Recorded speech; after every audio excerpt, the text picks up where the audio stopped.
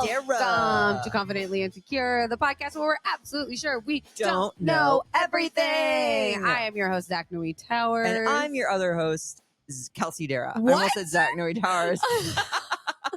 A double trouble. This is what happens when you let Zach be on his phone and try and record podcasts. Let's just get it out of the way. Still have a sinus infection. Yeah, but you know why now. Yeah. Which is the creepiest thing I've ever heard. Creepiest? Sorry. I told you. I'm standing by that. Tell the people, and then they'll get to say if it's creepy or Confident not. Bottoms. I posted this on my story, so this might be a repeat information. I've had jaw surgery. I have 28 screws in my face. 2 of those screws have penetrated my sinuses. Did I know that before? Punctured my sinuses. I didn't know that until I had a CT scan because I've had my 5th sinus infection of the year. And my doctor finally said, you should go see an ENT. Yeah. This is weird. The antibiotics aren't working. And they took a CT and they saw 2 little right through my sinuses, and it's got all this gunk and infection all built up around it. And so I got to have a little sinus washout surgery in 2 weeks and get them pressure washed. No big deal. Creepy. Anyways, what's no, wait. But you also said this doctor who's going to pressure wash you, which all do you watch those videos on TikTok when they pressure wash the sidewalks? It didn't teach me anything, but yes, I love those videos. God, when he like offers just to do it for free, and like there's a sidewalk you didn't know was there. Oh and my it's God. usually like in great shape. Yeah, and it's people that are always like, "Oh, I don't care. Go ahead. Yeah. If you really want to." I'm like, be grateful. That this man is. People are a nightmare. No one talk to me. I say that every week. Stop talking to me. Wait, but to go back to your gross nose. Okay. Is it something that happens where like the screws continue to move over time? No, but I have always had chronic sinus infections, which is why this makes sense. That like, I think I finally have just reached a point where my immune system is becoming immune to the antibiotics because my body would always just flush. It's gross. It's just I'm bummed because you deal with so much already. Oh, my ears yesterday, like because of the rain, were filled with fluid, and like if I try to blow my ears, I would get fucking dizzy and I'd start walking sideways, and I had this insane headache. Like sinus problems, no joke. Kelsey, if you were a dog, you'd be labeled red. I would have been euthanized. You'd be euthanized at birth. I came out with a cord around my neck. They would have been like, no. Oh my God, she's been a suicidal queen since the beginning. Day one. Oh my God, wait. Can I tell you something exciting? Yes. I don't know. That was a random. We got to take it away from you. I found out yesterday that speaking of suicidal queen, my book has sold over 50,000 copies. Kelsey, is that not a ridiculous number? That is so cool. I have never I was like 10,000 is usually what you want to hit to have a successful book. That's like you sell that and you're on the New York Times bestseller. I didn't sell enough in the beginning to make that. Yeah. But I can't 50,000 views is nothing. True. But 50,000 of a physical thing, like I can't. They bought it. And you know what's crazy is, so yes, I'm sure a lot of those are followers of yours. Yeah. But I think it's also a lot of other people who've like, oh, I heard about this book. Oh, that was just like a random thing when you said suicidal queen. I was like, And then those people who were like, who's Kelsey Darragh? They go and you're like, oh, she wraps fruit roll-ups around dicks. Maybe I shouldn't be taking mental health advice. But then they see she's got a cute dog, so maybe I'll throw her a follow. Yes. Also, a little housekeeping. Our stickers, people be loving them. People be loving them? I sent out so many last week. We've been doing the donation-based Confident Bottom stickers. People are giving us money and I'm sending stickers. It's crazy. But wait, have we heard back from anyone who's received the sticker? No. Okay. We have yet to see it in the flesh. But I know that people like them. Again, if you want to Venmo us anything donation based, we'll send you a sticker. Make sure in the description to put your address. I'm sending one off to London as a special. Oh, dude. It's a special. Yeah, because that's going to cost you. Yeah, it's very expensive. But we're sending it as a special to a pal. Are we specifying please be within the continental United States? Yeah, unless you want to pay for your own shipping. Yeah, if you're gonna do that, you need to like throw down extra knowing you cost a little more. I'll send it back if it's not applicable. You know what great. I mean? Yeah. Zach, we have something we've never had before on this podcast. HPV. No, I've had that. Wait, do I know? If you're reading the group chat with our producer in it, you should. we have a follow-up. We have an update. Yes. Oh yes, my yes, God. yes. Okay. And I'm not going to lie. I took a quick glance and my mind just felt, I have chocolate all over my fingers. I just noticed. Chocolate or poop. We'll never know. I'm going to lick it. I took just a glance and I went, I don't think I can do this right now. I'm going to wait for Zach. Oh yeah, I didn't. I saw that we had a follow-up, Yeah. but I did not even look at the content of it. Yeah. So as you guys know, we do a little segment called Dating No Filter. You write in your dating questions, we answer them. Someone wrote in a couple weeks ago about this person is non-monogamous, poly, and currently dating 3 guys while also having sex with strangers and swingers at BDSM parties. And she wrote in about how her mom only knows about one of her partners, and she thinks that this person is just a good friend. She doesn't know about her lifestyle, essentially. And she wrote in asking for advice. Because she wants like her mom to be in on it. Yeah, she wants to open up to her. Oh, and not lie. That was a big part of it. Mm-hmm. And it was like her mom had a teen pregnancy, right? Yeah. She got a teen pregnancy with her older brother. So she was like very pushing abstinence, that kind of thing. Yes. Well, we have an update. Oh my God, I can't wait. And she also asked, this was the writer who asked at the end, have either of you fisted? And you had and I hadn't. No, I've never fisted a man. Really? You seem like you have. Thank you. That's very your energy. Thank you. Like you've been elbows deep in I do feel like gentleman. I would do it for sure. Well, duh. Okay, cool. Okay. So update. So I have more to the story now and it gets weird. Her mom started dating one of the guys. Oh my God, can you imagine?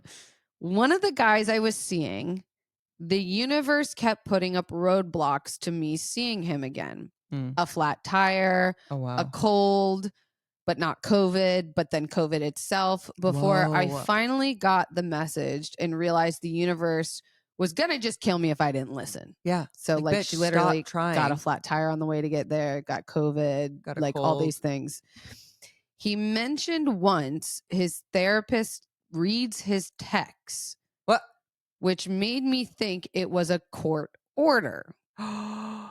So I trusted my gut and searched this man under the sex offender registry, and he has a conviction for child pee. Oh, corn. Oh my God. I'm glad I know, because now I know I could never have kids with him because I could never fully trust him. But he is a human being who was addicted to corn at age 10 and has had a shitty life, made some horrible, horrible mistakes. He went to jail for 3 years for possession. I think I'm going to keep seeing him, but I know there could never be a future for us. And I told him as much too, so he knows anyway. I sure can pick him. Dear reader, dear writer, what happened with your mom? This is not at all. I really thought, the mom was going to be involved somehow. I thought the mom was going to be brought in. Wow. Okay. Well, they didn't even ask for advice, to be clear. No, they were just giving us an update. I'm going to give some unsolicited advice. Love that. This is Dating No Filter, baby. She's looking for a button. I am. I can't find it. Just do one anyway. Okay. What button were you looking for? I thought we made one that's a Dating No Filter. I don't think we did. Oh, okay. Like the TV show we were on. Okay. I feel like you have so many partners and so many outlets for a healthy sex life. Like maybe this isn't it. Or are we practicing? I feel even uncomfortable being in this like end of the kiddie pool. Yeah. But it's like are they practicing sympathy for someone who made a huge mistake? This is one of those things that like, this is just a subject matter that I don't think I personally could ever forgive and forget with. Yeah. I mean, there's a lot that I could be forgiving of, but there's 2 that I don't think I ever could. It's this and animal abuse. Oh, like those are just 2 that I personally am not Wasn't big there enough. like a YouTuber girl who had like a thing with a dog and she Yes. like And I went after her. good. The concept of hurting an animal Yeah. is beyond to me. Yeah. Anyway. So unsolicitedly, I would say you did, like Zach said, you have so many outlets. I think maybe put this one, listen to the universe, girly friend. Yeah. Damn, girly pop. Yeah. Yeah. Mm. In case the guy's listening, I don't want to say anything too like too savage, but like, I doubt he's listening. You don't want your life intertwined. And like, what if the universe was like, okay, fine, be with him. Here's a baby. Ooh. You know what I mean? It's just a very I feel like we're copping out by skirting around something that could be very real for people in this world that they've had to confront. So I don't want to just like totally be like, write it off and like date them and just be safe. But like, I kind of feel like that's also, I would need to see major changes. Yeah. Like work beyond therapy. Yeah. I think there are plenty of fish in the sea.com. Not sponsored. Not sponsored. Promo code. What's Guilty. our podcast called? Oh wait, no, this is Confident Insecure. Okay, I didn't. Off the top of my head, I didn't know, and you said the wrong one. Yeah, promo code Tower. Oh my god, see, we're fucked. Confident bottom. My sinus infection has got my brain all. Well, what's my excuse? You're just like that. Anyway, don't fuck this guy anymore. Moving on. It's Memorial Day, by the way. It is. I hope you have a meaningful Memorial Day. Oh my god! Did you hear the way Zach stuttered on that? Yes. Why did you stutter, Zach? Because I'm here to school people a little bit. Okay, but wait. Before we get into today's subject matter, let's throw it real quick to an ad.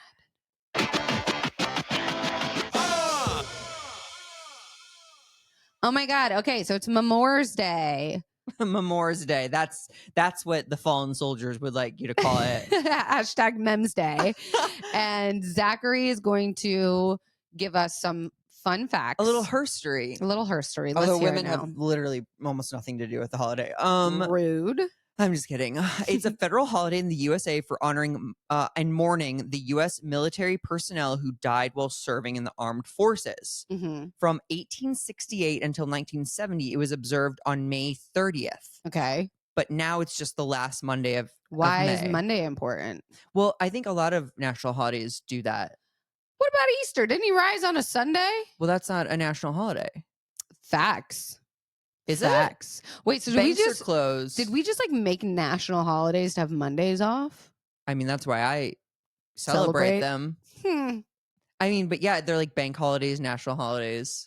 And we started this tradition of honoring our soldiers from 1868 was when it started? It began originally during the Civil War. Uh-huh. And it was originally called Decoration Day. Pretty.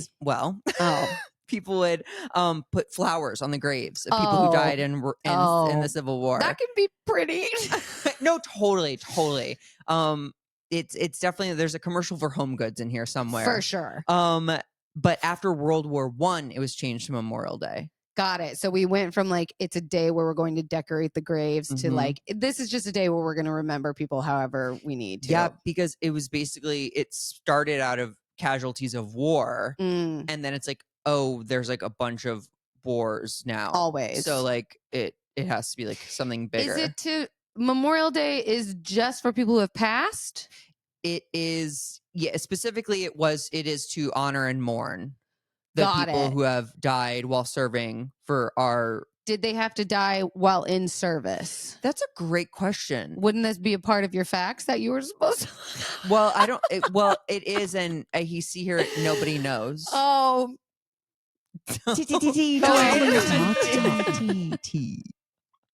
If I were a listener, don't Google it. I would literally unsubscribe at this point. Don't subscribe. I'm sorry. We're just having a little fun. Just a little fun. From everything I read, it was very much about like active people who died while serving the country. Active people who died, like in active duty, like while serving. I like see. They died serving our country. So I don't think it's guys who like retired and then like lived 15 years. That's and then like Veterans Day. But also, yes. And then also, I'll get to this part in just a minute.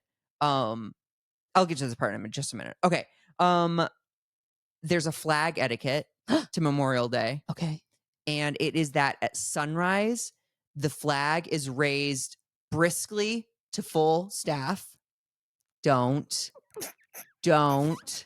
And then slowly lowered to half staff. And then at noon, back up to full. And so the first part of the day, from dawn till noon, it's all about honoring those who have fallen. And then from noon on, it's to anyone who's served. Oh, well, that feels like it's cutting the holiday in half. Because didn't we just talk about how it's supposed to be for the people who were active duty their service that passed? Yeah, but aren't we all going to pass? Yes, Zach, you're right. Why don't you stop being so un-American right now? Because America fucking sucks. It doesn't. Oh, okay. Oh? We're almost to that. We're almost to something that America sucks? Yes. Okay. In a way. Real quick, before you go on about a flag. Yes. Did you ever have a thing growing up at your schools called safety patrols? I don't think so. There was a very like hall monitor? Yes, but it was safety patrols, and you would they fucking bamboozled us. Listen to this. They made it seem like it was an honor. Oh no. To be accepted into the safety patrols. You had to have good merits, good grades, and you would you would get to go to school half an hour early. So you get there at 6 o'clock. No. You get to wear a badge with a little cop looking thing on it, and you get a little PVS pipe with a flag on it, and you get to go help people walk across the crosswalk because you're a safety patrol, and you get to monitor the hallway sometimes, and you get to walk around with like other cool kids and pick up trash and wash the principal's car. And the most coveted position, raising the flag every day. I do think that flag raising was something that individually we got to do. Like Friday, I get to raise the flag. Really? I think so. See, for us, it was like privilege. It's like, why didn't we just do ROTC? I don't know. That was elementary school. ROTC, isn't that the reserve? No, that's something you can start in high school. Oh. But I think by that time we did not care about the flag. Well, I'm trying.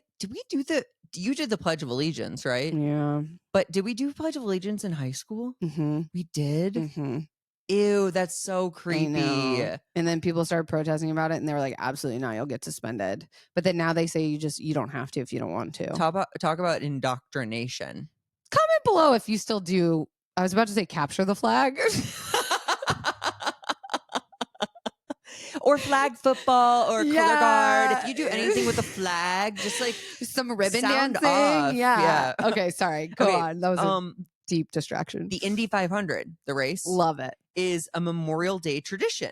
Oh. Though it almost wasn't. The first race was announced in 1911. Whoa. To be on May 30th, which was Memorial Day. And Civil War vets protested, which is so crazy to think that like survivors of the Civil War were still alive. Yeah, in like 1911, like spouting off to protest against the Indy 500 because happening? It was going to be on the same day as Memorial Day. I not as like honoring it. Well, because people would be it says people would be drinking and gambling instead of like honoring those who have fallen, which is so funny because now Memorial Day. All I thought Memorial Day was barbecue day. Yeah. I thought it was barbecue, pool, drinking in the sun. Or what? Yeah. I did. No. It was the first day of summer. And we're all on such autopilot. And I have this kind of in my notes. It's so crazy that like we don't even really know what we're engaging in. And people are always like, what's the difference between this and Labor Day? Yeah, right. My grandfather was in the service. He was in the Second War. He was a pilot, fighter pilot. He shot down some enemy pilot planes. Oh my God. Yeah, pretty cool. I want to get his plane tattooed on me somewhere. Okay, so some etiquette. Okay. People often wear a Memorial Day button from May 1st until Memorial Day. 30 days? Yeah.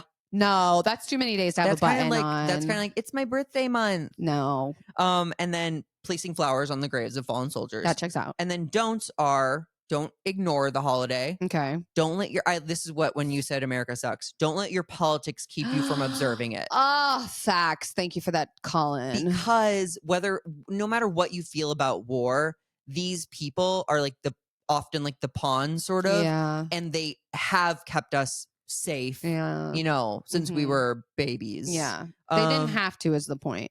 Right. And they did. Yeah, like we do take for granted that we are, we for don't better have or worse, a scary ass nation. Yeah. Yeah. And we have the luxury of living here without having to worry about putting our lives on the line. Amen, sister. And then there's a debate on whether or not you should say Happy Memorial Day. Fucking liberals. I know, but an alternative is I wish you a meaningful Memorial Day. And that's why you told me. Yes, that you're a dumb bitch. Yeah, I like that. Those are some good reminders. And I put a call out on the I have no idea if we're releasing this on Memorial Day or Tuesday, because I wasn't sure if people thought maybe take Monday off for the holiday. I don't think any of our listeners have thought that deep about it. Okay. No offense, you guys. I love you, but I know I didn't think about it. And I think of all things, like if I had my day off and I obviously fucking loved this podcast, which I do, I'd be like, these fucking lazy assholes bitches didn't put up a fucking, like, what am I supposed to do with my entire day? Yeah, you're right. Well, I hope we start your morning for you on Memorial Day. Yeah. Now we're going to switch it over to my segment, which I thought it would be fun if I told you about, in honor of Memorial Day, some heroes that you may or may not have heard of. But because we're transitioning into June, we'd make them queer. Fuck yes. We are learning about queer soldiers. Are sexualizing American heroes. Oh. Wow. I hit the wrong button. We've yet to figure out why it doesn't do anything to my voice. We'll call someone about that. I don't know who, but someone. All right, Zachary, are you ready for a tale of two heroes that are queeros as well? Queeros. Wow. TM. Zachary, I'd like to tell you a little story about an important army person. Not an army. Great start. Nope, this is so disrespectful. Of a former U.S. Navy SEAL named Kristen Beck. If there was a comic book about real-life superheroes, she would undoubtedly be the main character. A former U.S. Navy SEAL with a Bronze Star and a Purple Heart? Yes, indeed. A member of the legendary SEAL Team 6? Absolutely. A transgender pioneer and hero? You bet your Liberty Bell. Did you already say a year? A year? Like a year. When is this happening? Oh, is not it yet. now? No, I'll tell you when. Okay. So Kristen's story begins in Pennsylvania, where she was born. The Pennsylvanian roots are crucial to our story because they gave us a brave, patriotic, and utterly unstoppable individual who'd grow up to redefine courage and identity. Now, as a kid, she was Christopher Beck, born male, but as we'll discover, that was a shirt that never quite fit. Did you write that, or did Wikipedia write that? I wrote it. Her military career reads like an action film director's dream. 13 deployments, including stints in Bosnia, Iraq, and Afghanistan. You know what's so funny is we have a podcast where neither of us feel comfortable asking questions because how long's a tour? Don't Google it. I think it could be anywhere from. We're gonna don't Google it. We're gonna guess. Don't Google it. I would be anywhere from. Kelsey, don't Google it. I'll let it go. 3 to 6 months. Oh, fuck, you I had have to no guess. idea. Okay. I have no idea. And this was no desk job. Kristen was out here doing the hard stuff. Imagine being a part of the team that's first to parachute into a war zone or being on the fast response squad for any international incident involving U.S. citizens. One of the wild and exhilarating tales involves a mission in Afghanistan where her team had to infiltrate a Taliban compound. Picture this, it's the dead of night and you're tiptoeing through a hostile alien territory. Adrenaline is your breakfast, lunch, and dinner. Your heart's drumming the beat of a speed metal song. Wait, who is the author of this? I had a little too much time on my hands earlier. I mean. Then, in the ensuing chaos of the mission, bullets, start to fly. Kristen, our superhero, gets injured, takes a bullet, and yet she continues to fight. Oh my God. Ensuring the mission is a success. Now, there are some Wild War stories, but let's pivot.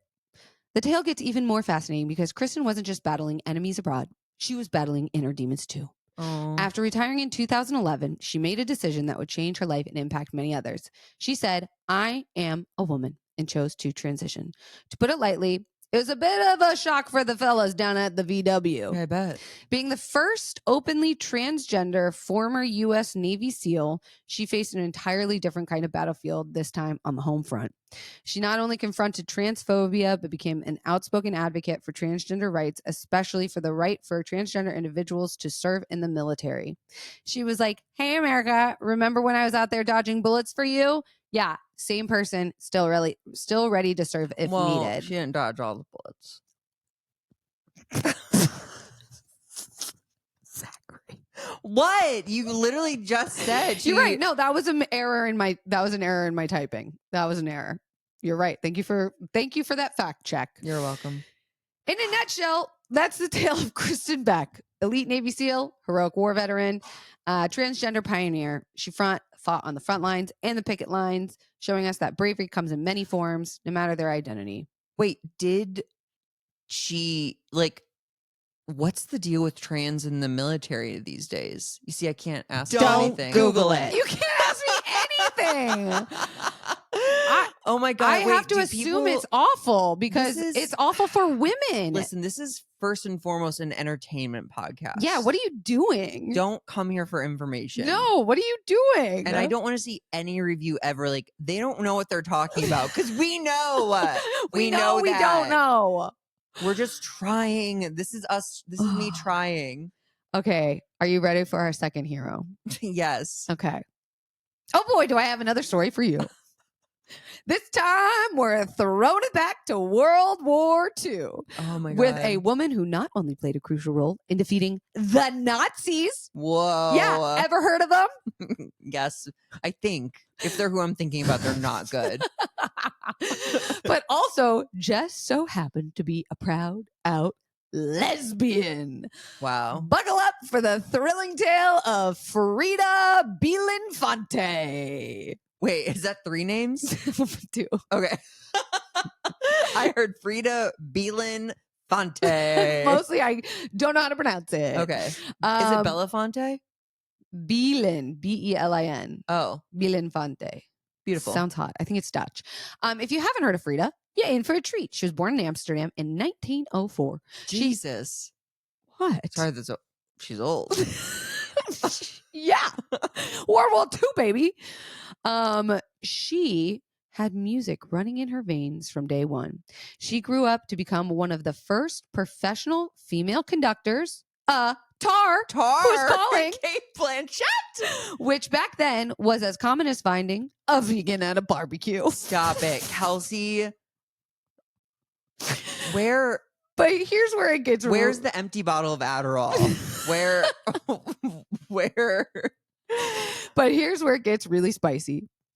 Not only did she wield a baton like a boss, she also fought Nazis like a character straight out of Indiana Jones. Wow. When World War II rolled around, Frida wasn't content to sit on the sidelines. She was a woman of action. And those Nazis had another thing coming. If she thought they could just waltz up into her city, do what they want, she joined the Dutch Resistance. That's right. She put her talent for conducting into a whole new use. She decided to conduct clandestine operations. One operation in particular stands out: the bombing of the Amsterdam Public Records Office. The Nazis were using those records in the office to track down Jewish citizens. So what did she do? She thought, not on my watch, and she helped orchestrate a plan to blow up the office and destroy the records. This daring mission was accomplished in tense.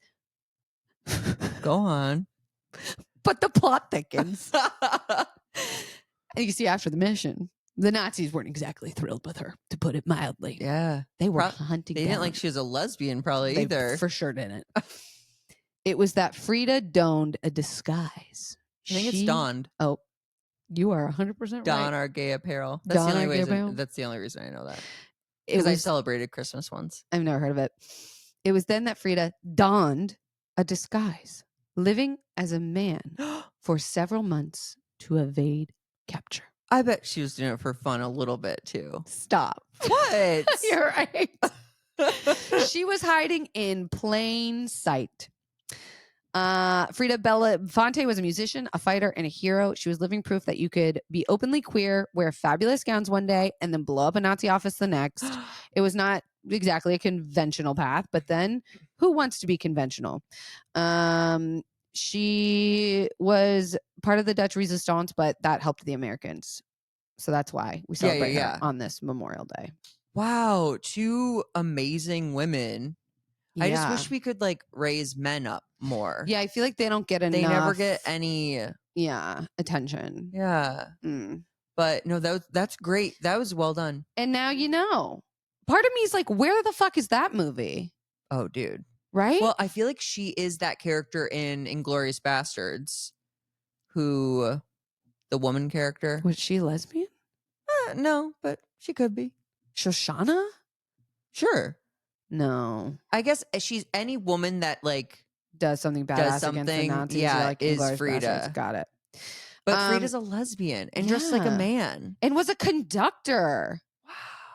I want to see, why aren't we learning about these bitches? I want to see her ram a baton through someone's.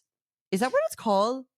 Oh, fuck if I know. A conductor stick. Tippy tappy thing? Yeah. Tip, tip, tip, God, tap, I tap, used to tap, want one of those so bad, like as a kid. Could you imagine that, like the scene in the movie of her like waving the wand, doing the thing, and everyone's going bum, and she's like bum, and it's boom, boom, boom. Yeah. Guys, fuck Tar. We truly. could truly. Truly. Did you see it? Yeah, I didn't like it. I didn't watch it. It's too long. I didn't watch it, but I didn't like it either.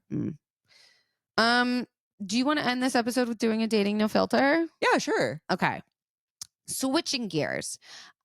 This person would like to remain anonymous. They say, Kelsey and Zach, I need help. My sex drive has been out of control recently. No amount of jerking off and successful orgasms can satisfy my thirst to come. Is this you?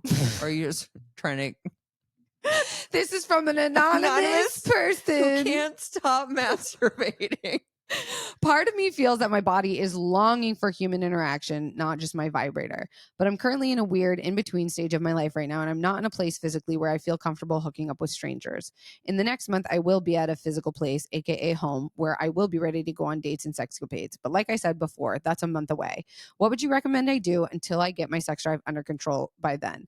Any advice is welcome. Also, love you both so much. Also, to preface, I am a hella lesbian, and that is also part of the struggle. And there are no sexually actively queer women where I'm at. Believe me, I've tried. So I guess if I got real desperate, I could call a man to eat me out. But that is the last resort. Yeah, I mean, I doubt the odds of success there are that great, even if you got one over there. I don't know why, but I'm imagining this reader is Frida. Lesbian, I did the overseas, same thing.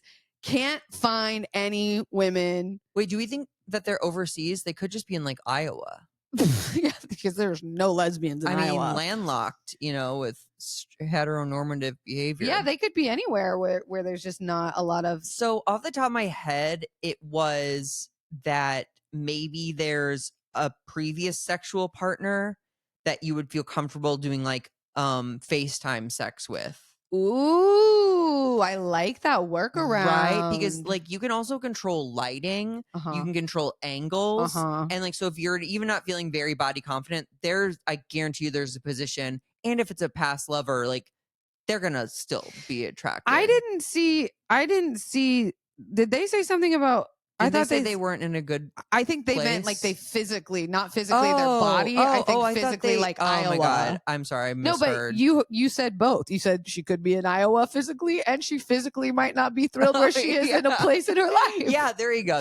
You covered both. So I'm a genius. But actually that still checks out. Yeah, FaceTime sex. FaceTime sex. I also think there is something to what you said about the human interaction part of it. Like you might just actually be craving human interaction. And something my therapist and I discovered with my sex drive is a lot of times it's because I'm alone and bored and I have some free time. And if I just went and had coffee with a friend or lunch, my sex drive wouldn't be so high. So when we have lunch, you are just coming, sitting on my thumb. You're coming inside. No. You're mentally fucking jizzing all over our No, lunch because plate. if it is, then I'd leave. If I like couldn't stand myself, I'd just be like, I gotta go, bye. I think also a fun thing to do would be not to have an orgasm for the next month. Like you can jerk off, but don't come. No. And so like edge for a month. Edge for, do you hear yourself? Yeah. Hey, I believe women can do anything. And if Kelsey doesn't agree with me, that's maybe her issue to tackle. But hashtag not a feminist over here on that one. I mean, I've gone 3 weeks without coming. Dude, no. See, I think that means you need to. No. If you're running in the opposite direction. I feel like no, because I talk to people who say that they come every day. Okay, good for them. They're whores and sluts and they're going to hell. No. Okay, so do you believe in all at about like avoiding coming? Like postponing pleasure? Oh, well, like in the sexy sense of like edging is fun. Yeah, sure. But not for more than a day.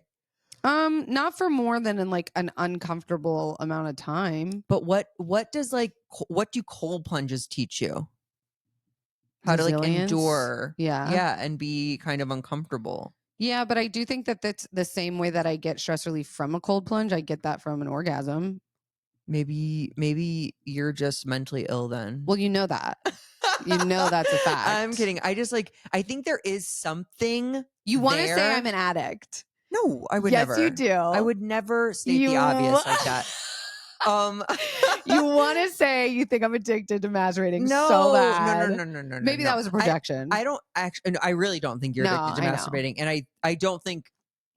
I mean, is probably an unhealthy amount of time you could spend touching yourself. Yeah, but like if it's I'm not there. Yeah, if it's not interfering, if you're a successful person and you're not like upset about it, like fucking have as many orgasms as you want. Yeah. I just think it's fun to kind of toy with pleasures being on and off the table. So make it sexy.